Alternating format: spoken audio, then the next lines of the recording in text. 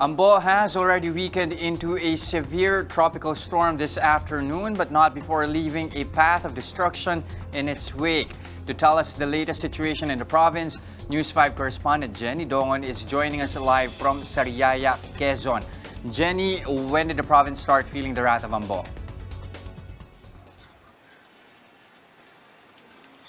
Just tropical cyclone Ambo made landfall here in Quezon province at around 8 a.m. this morning. The storm swept through 3rd and 4th district in the province, battering these areas with violent wind and heavy rain for almost 4 hours.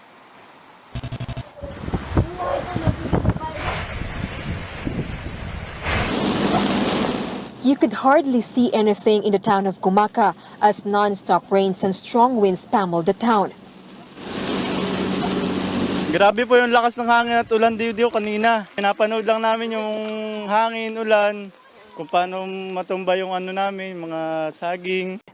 Mang Celso couldn't do anything but weep as strong winds uprooted his banana trees, his main source of livelihood. It couldn't have come at a worse time when members of his household are also dealing with health issues. Na-stranded pa sa PGH, na-cancer. Tapos yung asawa ko may sakit din. May sakit din sa kidney. Ang laki na bubuhay ko, nasira pa. Mahirap po ang buhay. Tapos may kunay pa. Naiyak nga po ako. Sira lahat.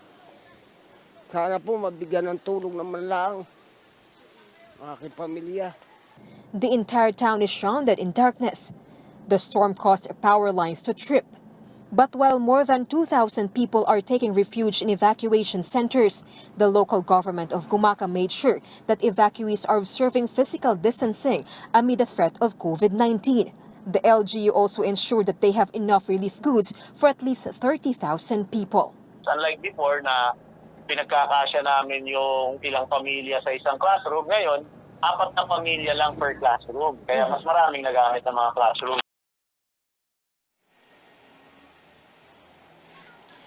Just as of the moment, the provincial government has yet to receive any report regarding casualties. They are also still assessing the damage in infrastructure and agriculture. Meanwhile, the provincial personnel are working double time to finally restore power in the areas badly affected by the storm. Jess. Pero Jenny, kamusta na yung lagay ng panahon dyan ngayon? Malakas pa ba yung ulan at hangin dyan sa Sariaya? Just right now, tumila na yung pagbuhos ng ulan dito sa Sariaya, maging dito sa ibang areas dito sa Quezon Province.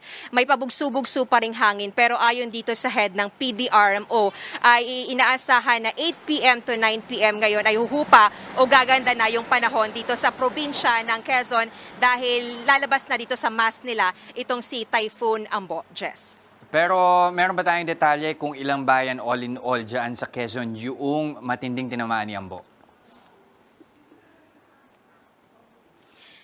Just ayon dito sa initial report ng PDRMO, affected talaga nitong Typhoon Ambo itong area ng 3rd District at 4th District ng Quezon Province. Ito yung 3rd District, dito matatagpuan yung San Andres kung saan nga naglandfall ng pang-anim na pagtama itong si Bagyong Ambo. Nasa 12 na towns yan, habang sa 4th District naman ay may 10 towns.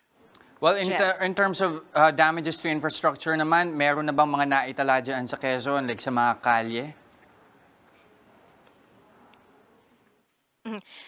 So far, Jess, initial na natanggap na report ng PDRMO, wala silang nakukuha na report na mayroong damages sa mga major roads, maging sa major infrastructure dito sa buong probinsya ng Quezon. Pero sinasabi dito ng PDRMO, initial report pa lamang yan dahil tomorrow pa inaasahan na papasok yung mga report nila dahil ngayon pa lang nga ay gumaganda yung panahon dito, Jess. Alright, ingat kayo dyan. Thank you. That was Jenny Dongon reporting to us live from Sariaya, Quezon.